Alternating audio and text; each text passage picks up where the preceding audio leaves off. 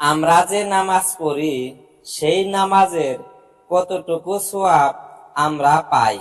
হুজুরে আকরাম সাল্লাল্লাহু আলাইহি সাল্লাম ইরশাদ করেন, মানুষ নামাজ পড়িয়া শেষ করে অথচ তাহার জন্য সওয়াবের 10 ভাগের 1 ভাগ লেখা হয়।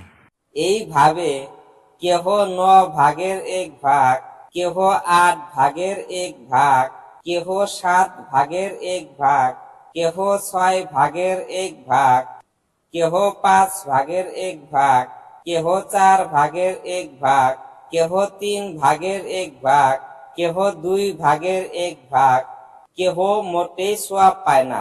আবার কেহ নামাজের পূর্ণ সওয়াব লাভ করে, অর্থাৎ নামাজে যে পরিমাণ মনোযোগ ও ইখলাস পাওয়া যাইবে তদ্রূপ সওয়াবও প্রাপ্ত হইবে। কেহ যে মোটেই সওয়াব পায় না, এর কারণ হলো তাহার নামাজ সওয়াবের যোগ্যতাই রাখে না।